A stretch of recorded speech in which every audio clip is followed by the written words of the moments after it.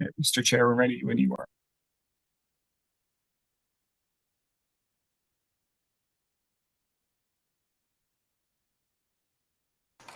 Okay, thanks everybody. So I will call this meeting to order at May 15th, 4:02 p.m.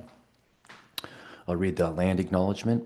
The city of Thorold is situated on treaty land. The land is steeped in the rich history of the First Nations, such as the Hat-Dew-Wen-Deh-Ronk, the Haudenosaunee, and the Anishinaabe, including the Mississaugas of the Credit First Nation.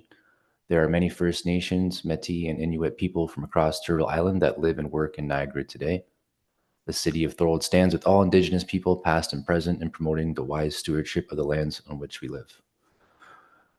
Okay, do we have any declarations of interest today? Okay. Can I get a mover and a seconder to adopt the agenda, please? Vikram, Donna. Okay, all those in favor? Okay, thank you. That's been passed. Hey, Matt. Okay, so let's get to the correspondence here. 5.1 CL-C 21-2024.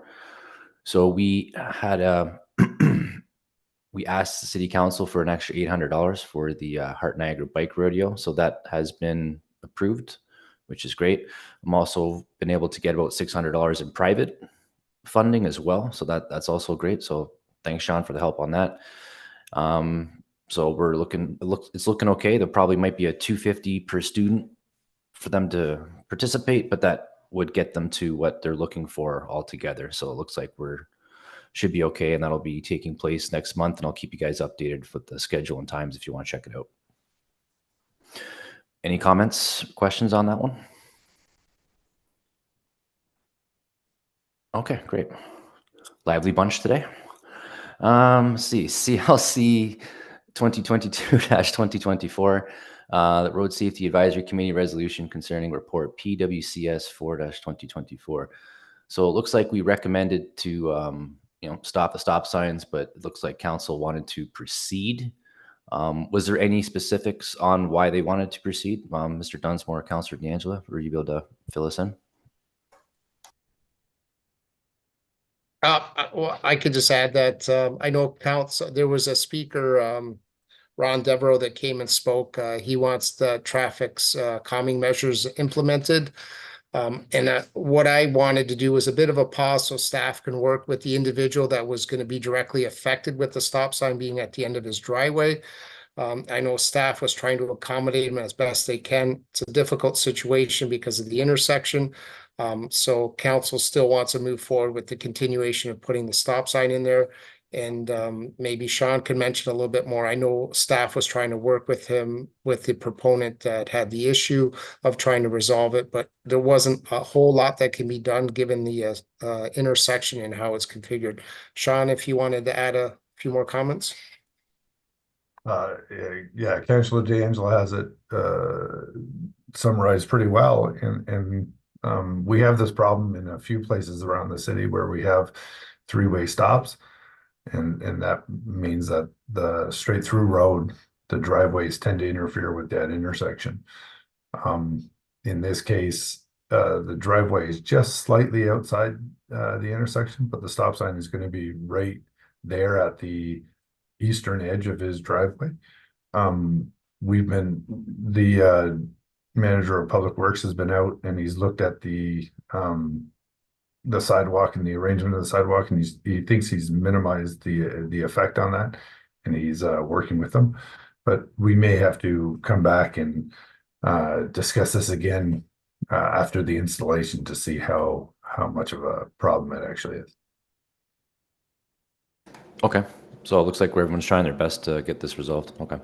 Well, that was the whole idea of the pause, is to give staff a bit of time to deal with this and work with it. But maybe, like Sean mentioned, a review of it after maybe 1 year, or if there's other problems that crop from it that we can discuss at that point in time. So I do appreciate the extra time staff put into this to try to help accommodate the individual. Okay. Any questions or comments on this correspondence item? Okay, I guess after it's installed, maybe we can take a look, see what it looks like, and whenever Mr. Dunsmore wants, we can do a review and have a conversation about it.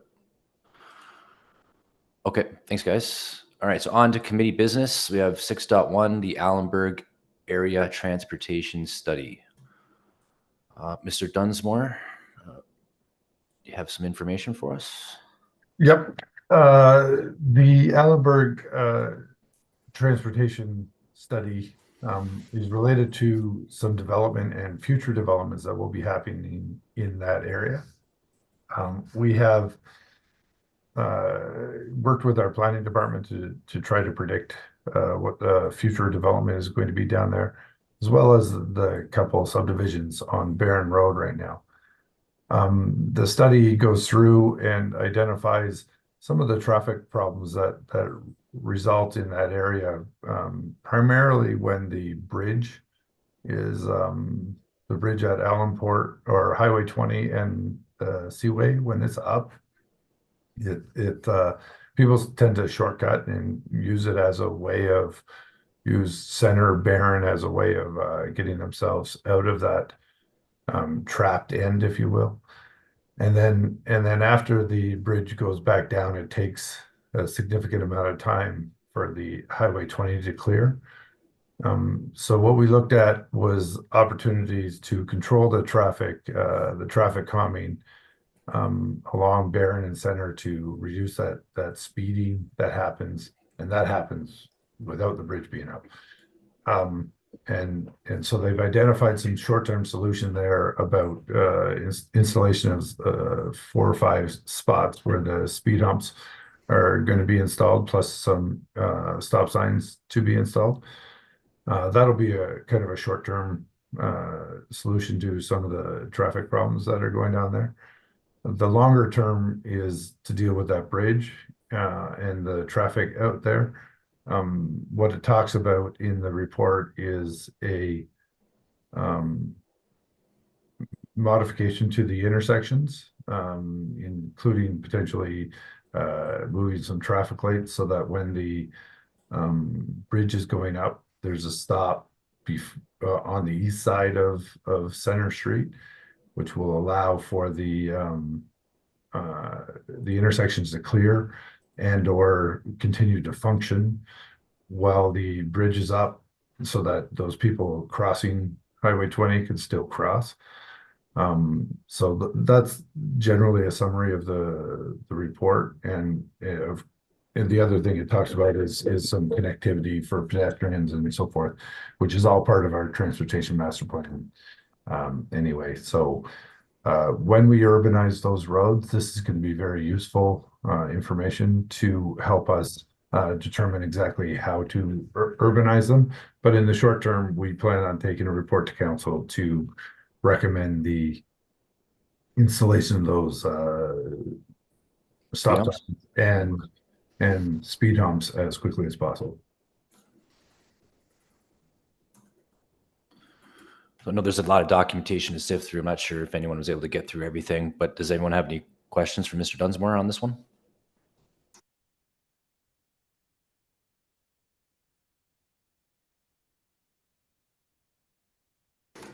Okay. So Mr. Dunsmore, you're looking for a recommendation to pass with the stop signs and the speed humps? Yeah, the short-term solution for those stop signs and speed humps. Okay. Can I get a mover and a seconder to adopt the motion? Graham, Councillor D'Angelo. Okay. All those in favor? Okay. Awesome. So that was passed. All right. 6.2, Allenburg again. Allenburg Area Whistle Cessation Study Report. Okay. Mr. Dunsmore, what do you have for us for this one? This report is it's a similar area as part of the requirements for, we received a request to stop the trains from blowing their whistles as they cross through that area. There's 4, I think, crossings in that area of the rail line, which leads to them having 4 train whistles which is enough to shake your houses if you've never heard them. They to do that though, there's about $1.3 million worth of work to improve the crossing conditions, because that part of the problem is that it's not, they're at-grade crossings, uncontrolled at-grade crossings, which we need to fix to stop the cars from accidentally crossing the roads.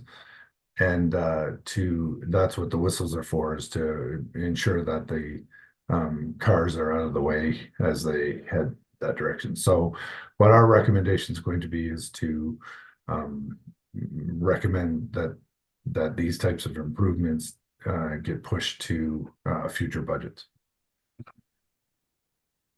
That is a big price tag.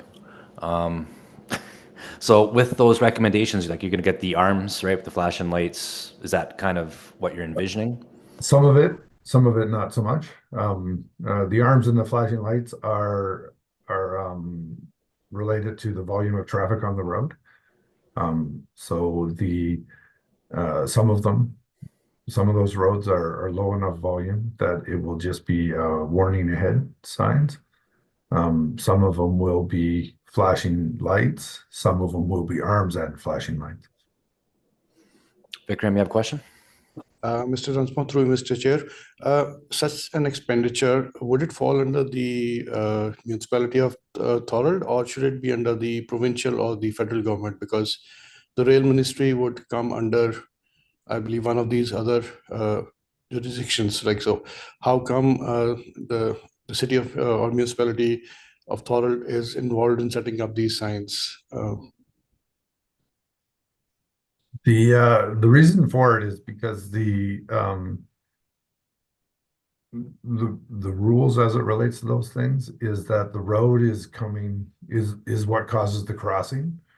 Mm-hmm. So the road becomes a responsibility of the municipality, whereas the railroad track was there a long time before that. So the crossing is a responsibility of the municipality.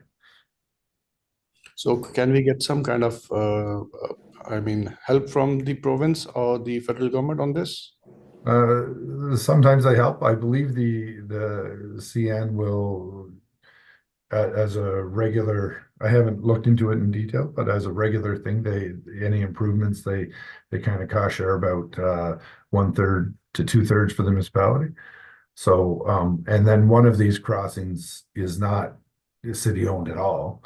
Highway 20 is, which is going to be the one that needs the most work, is not city owned. It's region of Niagara owned. So that would be something we would have to ask the region to include in their budget. Thanks. Councillor D'Angelo, go ahead. Yeah, that was going to be my point, is Highway 20's regional. Is Allenport Road also a regional road? Allenport Road, yes, it is. Okay, so they would, because I'm looking at the map of the 4 locations, so that's another location that they would have to deal with. So we're only dealing with Henderson and Allenport Road and Barron Road, right, where they interconnect there. And then there's and then there's 2 Barron Roads in Henderson. So those are the ones that we would be responsible, but more so probably looking at lights as opposed to cross arms, just because of the volume of it. That's right. Is that what we're looking at? That's right. Yeah, and some of them are just signs, as a matter of fact. Okay, perfect. And so I think the biggest one with the highest volume would be Lundy's Lane or Regional Road 20. And I think that one, would have the most impact, or potentially the most collisions, if anything, just with the volume. So if we could get help from the upper levels of government that are responsible for those roads, that's great, because it makes it safer and it's not falling upon just the local taxpayers. And that will certainly be the recommendation in our report to council. Okay. Yeah, I like that recommendation. Thank you. Thanks, Councillor D'Angelo. Don or Matthew, any questions or comments? No, I'm okay. Okay, I'd like to pass a motion to recommend this proposal to the city and to ensure that we have the upper levels of government involved as well to help ease the burden on the city taxpayers. Can I get a mover and a seconder on this one, please? Councilor D'Angela, Donna, all those in favor? All right, thanks, guys. All right, so 6.3 intersection of St. David's Road and Ormond Street North. I think Donna, you wanted to add this to the agenda. Do you want to take this one? Yes, please. Thank you, Mr. Chair. I did send a map. I just took a little section of the map that was brought up yesterday. Thank you. Now I can share my screen. I just want to point out a few things. Oh, okay. So I did want to say that the I don't know how familiar you others are with this intersection, but there are a couple of issues here. One is that there is a sidewalk that goes up on okay, I have to orient myself south side of St. David's Road, but there is not a continuous sidewalk on the north side. So the ramps or I don't know what you call them, access ramps that go down from sidewalk level to street level are only in the direction of across St. David's Road. They don't go in the direction of across Ormond Street. So if somebody is trying to get across Ormond Street, if they're in a wheelchair or something with wheels, they have to come out into the street and then be able to cross and again go out into the street to get up onto the sidewalk.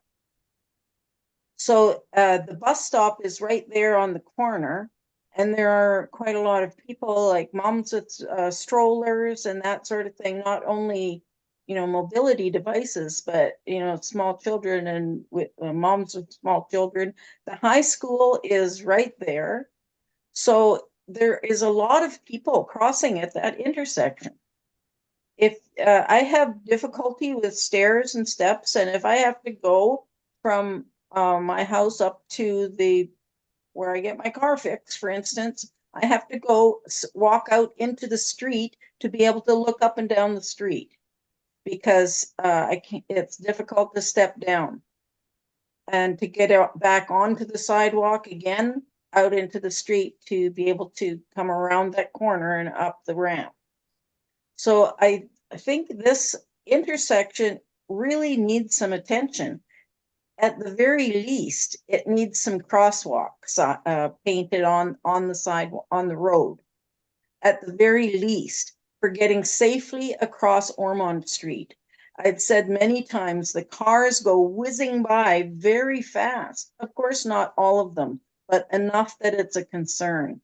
And there is nothing slowing them down from the stop sign at the Early Bird Town Line Road all the way up to the Tims. It goes downhill from on St. David's Road. It's downhill to Ormond Street.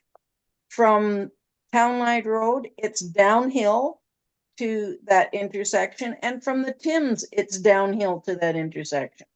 So the cars get going really fast in spite of that new stop sign, which is helping a lot, but it's not enough for that particular intersection. So I would like to propose that I don't know what the next step would be, some sort of analysis or whatever to find out what is needed there. But I think at least a crosswalk. I would like to see a four-way stop there. It came up before that a four-way stop is not necessarily a good way to slow traffic down. I thought it would be, but maybe it isn't. But then what else could we do? It would be my question. So I think we need to find a way to slow down the cars. There's a high percentage of them are speeding by the time they go through that intersection. There's still a lot of traffic that goes across Ormond on St. David's, and that's why there's so many accidents. They don't wait, they don't look. there's often the view is obscured by cars parked right up at the edge of the road at the car fixing place there. And so there have been many accidents at that corner. So I would like to propose some kind of action taken to make this intersection safer for pedestrians and for car traffic. Okay, thanks, Donna. Mr. Dunsmore, has there been a specific city report done on this intersection? I don't know. We went and pulled some data a while back, but I don't know if there's been a specific report on this. I could certainly look into it for you. Okay, Councillor D'Angelo, go ahead, please. Well, I was going to recommend that we do send a recommendation that a report come forward. If there has been one, it could be revised and brought forward. And if there hasn't been one, we can have one come forward to council. I'm just looking at it on Google Maps and just looking at the sidewalks. There's no receiver on the on the east side of Ormond Street to receive people from St. David's. So I think there could be some modification to the sidewalks just so that they're receiving each other well. I know there's not sidewalks everywhere. So it's hard to put receivers in, if I'm using the correct terminology. But just going along St. David's, if you're on the south side where it says sidewalk on that map and you cross the street, there's no receiver on the other side. So I think that would be at least one recommendation that would be quite helpful so that you can cross the street there and get onto the other sidewalk in front of the school, which would be helpful. There's but again, my recommendation is that we refer this to council to have a report brought forward with a traffic study to see if the volumes would suggest putting stop signs there, or if you can look at traffic calming measures such as speed humps along the way. But you know, that could be all encompassed in a report that comes forward. And if that report's already there, just re-update it and then bring it back to council, or if it's not, to come forward with a new report. Okay, so we're just looking for the city to write a report on this intersection and then see if we need to do a traffic study and then any recommendations from there? Yeah, and that would be encompassed in the report. Okay. Anybody? Go ahead, sir.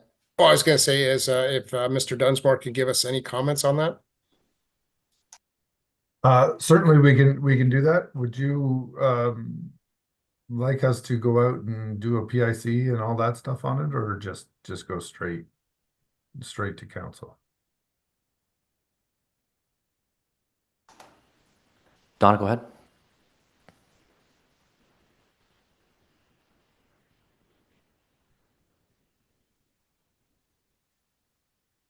What's a PIC? Oh, sorry, it's a public information center. Opportunity for the general public to have a commenting session, and we report all the comments that we receive to council.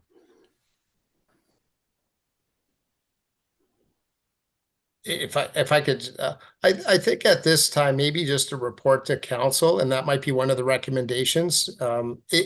Especially if there's been a report done in the past. Before any final implementation, you can have that PIC, but maybe a bit of research done prior to it. Certainly, we can do that. Matthew, go ahead. With the school being adjacent to this intersection, does a community safety zone come into play, or is that regional? Through you, Mr. Chair. Yes, it certainly could. I will say that around the region, it's not usually a community safety zone around high schools, which is what this is. They're more related to elementary schools, but doesn't mean we can't do it. that topic for the community safety zone, what does that encompass? Usually it involves specific traffic calming, so narrowing of roads and installation of temporary or those knockover ballers like we're going to put in at Pine Street. And then reduction in the speed limit.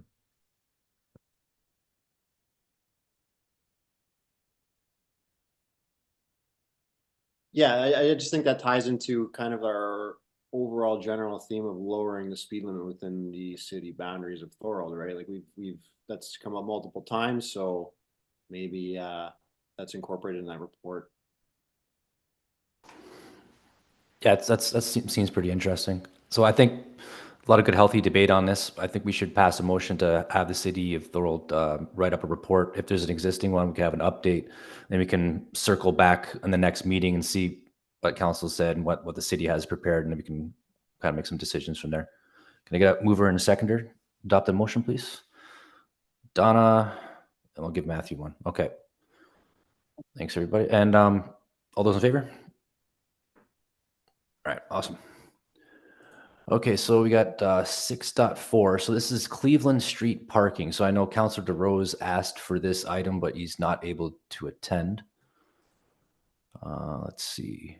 I think we got something in the agenda here at the bottom.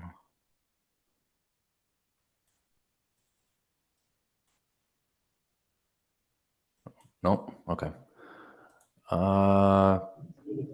Mr. Dunsmore or Justin, do you have information on Yeah, there was a note in your revised scripted agenda that a resident on Cleveland Got it. Street is complaining that there's no parking spaces on the street, as the apartment on Cleveland Street is taking up all the spots for residents that are in the homes in the area. Gotcha. Okay, I'm just gonna pull that up.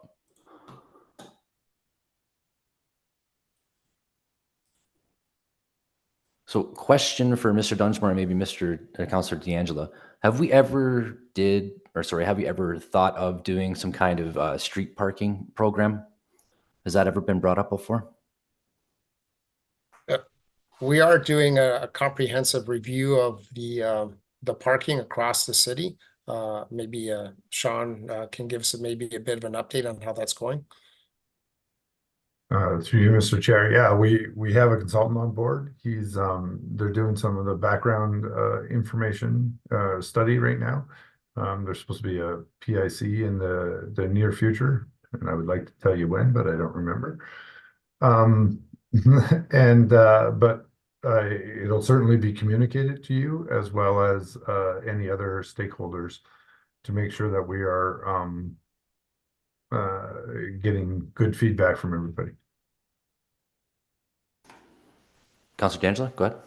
Yeah, I was just going to mention the reason that came up. I think I'm one of the main drivers behind this because we have some parking issues throughout our community, and we want to get more consistent and seeing what options are available.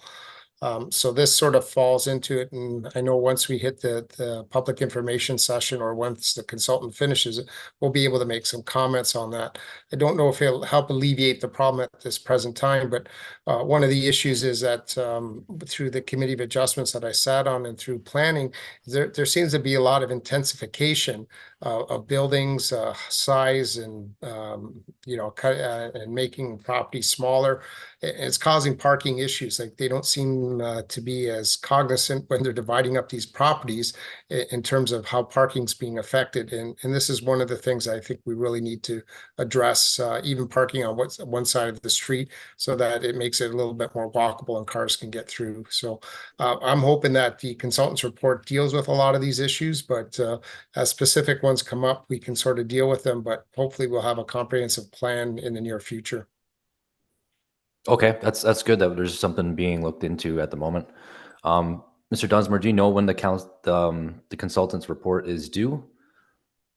Is that something we can maybe look at the next meeting? Through you, Mr. Chair. I don't believe I know exactly when. I know that they're supposed to have it done before fall of this year. Okay. Don't know if it'll be there in time for our next meeting, but certainly I'll get you and everybody else a copy of it as quickly as we have it. Okay. Yeah, that works. And if you do find out more information about the PIC, if you could send the details to the people in the group, because I'm sure myself included would be interested in attending that and seeing For sure. everyone's feedback. I suspect there'll be quite a few people interested in that. Hopefully you got a big enough building to house everybody. Yeah, might be the arena. Okay. Anyone else have any questions or comments on this one? I feel like we probably need more information to really get a grasp of this, and looking forward to the report in the PIC. Can we just keep this particular one on the agenda as just an item that keeps moving forward so that we do deal with the specific individual that once we have more information? Yeah, Justin, can we keep that on the agenda for next time? Yeah, I can make a note and we'll keep it on for the next meeting. Yeah, Okay, thanks. and it'll be there, but once we have information, just so it doesn't fall off. Thank you. Yeah, makes sense. Okay, so yeah, we'll talk about this on the next meeting, and hopefully we'll find out when the PIC is. All right, so that brings up the roundtable discussion. I know some people were able to email some items to get on today's agenda. Was there anything else that's popped up that you guys would like to discuss? Now's the time. Councillor D'Angelo, go ahead. Yeah, I just wanted a bit of an update on the mobile signs that we've been putting that we're going to put around and determining the mobile speed signs, how that's coming along and where they're located right now, or we anticipate when they'll go up. Through you, Mr. Chair, it's imminent. We have the signs and we're in the process of installing them. We have locations where we want to install them, but I think it's just a priority thing between that and a few other things that our Public Works is working with right now. Spring is a busy time for our Public Works department, so we will certainly let you know when we get them installed, and it should be within a week or two. Okay, that's good. And maybe we can pop that on the agenda and just see how the rollout's going, and see if we can get some feedback on that. Awesome, thanks, Councillor D'Angelo. I have one item. So going down Collier Road towards Beaver Dams, it looks like the asphalt was cut, and there's a significant gap. So I was driving my car over to softball last night and rumbled over it and broke my steering line fluid. So I had to send the car to the shop there. But obviously, if it happens to me, it could happen to other people. And some feedback in the community sounds like it's been like that for a few months. I know that is a regional road. I'm not sure if there's too much we can do about it. But Mr. Dunsmore, do you know if they're going to fill in the other side of the street or make it even? Any ideas there? Through you, Mr. Chair, yeah, I've talked about this a lot. The region is working on it. It's part of the construction project. It also is happening over on Richmond Street and down Confederation. The intent is for them, is a construction contract, so please understand that the weather sometimes affects all these things. But I think their intent is to have it paved late this month or early next.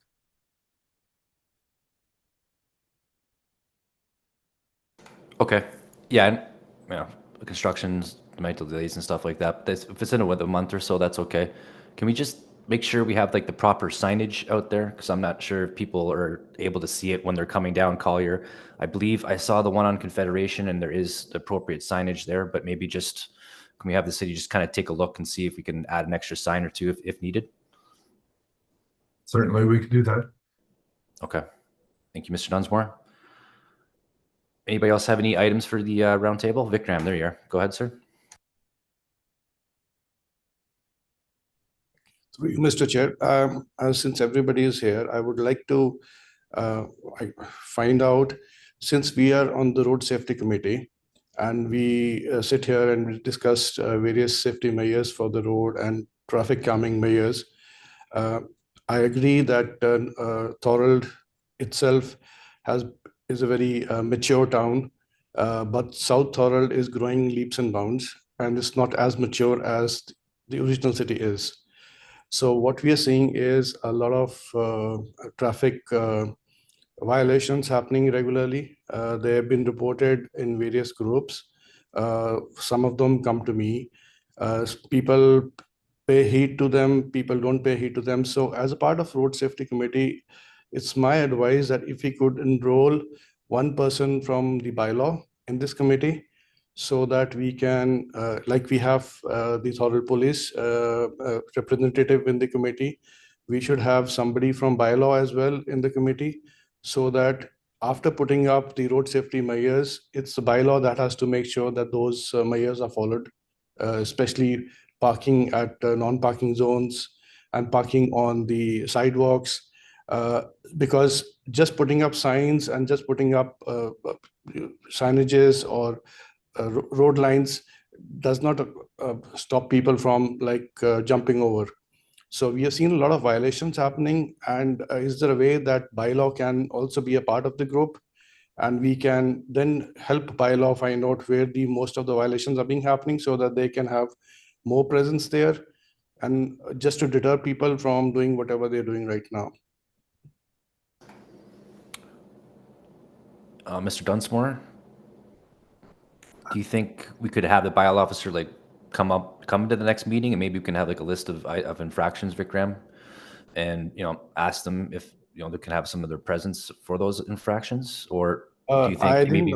Go ahead. Through you, Mr. Chair, I didn't know actually how to report these infractions. I mean, is there a way that we have to report them, and whom do we report to? Yeah, is that the reported concern, right, Mr. Dunsmore? Through you, Mr. Chair, that's correct. Okay. So yeah, Vikram, there's a reported concern on the City of Thorold website. I'll send it over to you after the meeting.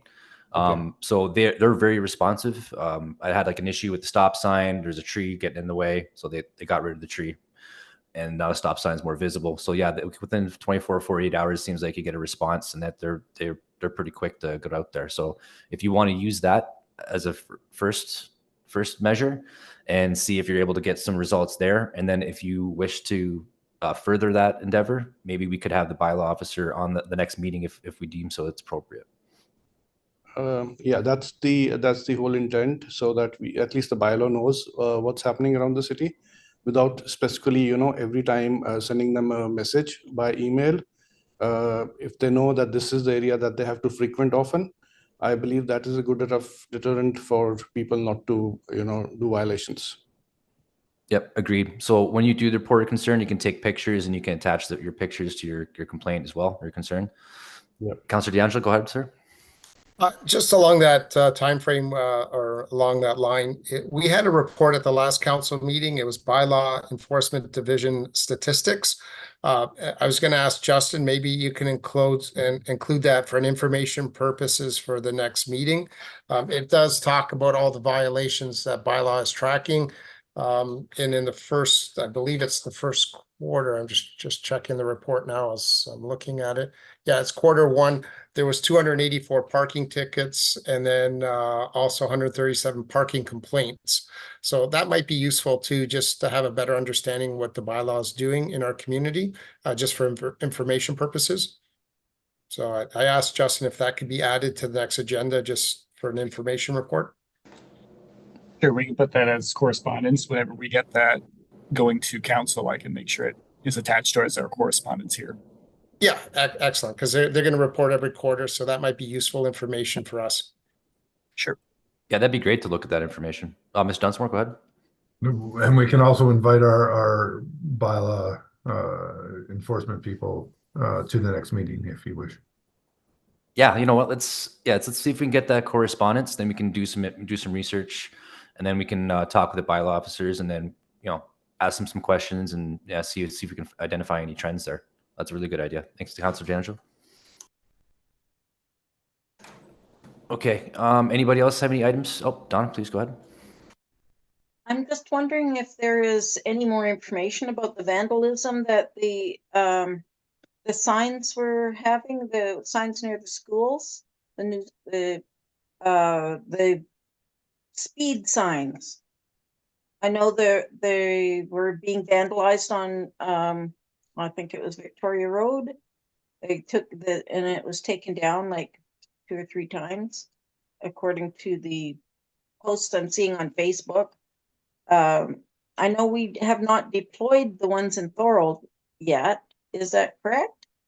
I thought there was one up by the school on Collier Road. Through you, Mr. Chair, we have some speed signs deployed, and we have experienced vandalism on some of those speed signs. We certainly, vandalism is something that we see a lot of, especially for public infrastructure. The signs tend to get spray painted. The mailboxes tend to have their logos put on them and so forth. We've also had a real problem with some of the street name signs are being stolen. So I will tell you that we try very hard to replace them as quickly as we possibly can. In terms of stopping the vandalism, I'm not sure. It's certainly a policing issue, and we have been in communication with the police about it, and they are certainly working hard at it. But the one thing about the vandalism is it tends to happen when nobody's looking, because that's the plan. And so it is one of those things we really do try to replace and fix the infrastructure as quickly as possible. If you see or notice anything, again, do that complaints at the city of Thorold or not complaints, issues. Please don't hesitate to let us know, because we don't want to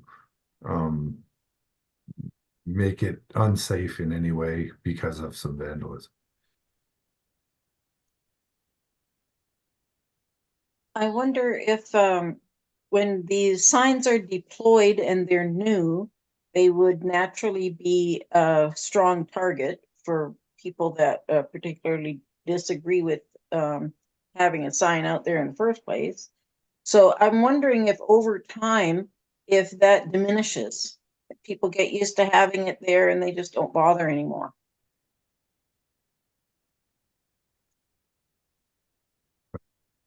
Through you, Mr. Chair, I'm not sure. I'm not sure that it also increases their opportunity to do it when nobody's looking. So there is a bit of a play on that. Again, our experience is that we've had vandalism on these types of things. We want to deploy them. One of the things we're doing for anybody who might be contemplating stealing them specifically is that we're putting a GPS tracker in it, so we'll know where it is. So we need to, at least we'll be able to find it. Okay, that's a very good idea. Because I think everyone's like recommending, especially like all the vehicle thefts and everything, make sure you have your GPS and everything in your vehicles to hopefully try and find it. Okay, thanks, Donna. Anybody else have any other items? Okay. All right, so that's it for the roundtable discussion. Our next meeting is going to be on August 7th of 2024. So I know that's around vacation time. So when Justin does reach out to you guys, please let him know if you guys are able to attend. We may have to push that one back depending on people's vacation schedules. So just let Justin know. And there's no further business. The meeting's adjourned at 4:46 p.m. Thanks, everybody. Have a great day. Thanks, everyone. Have a good afternoon.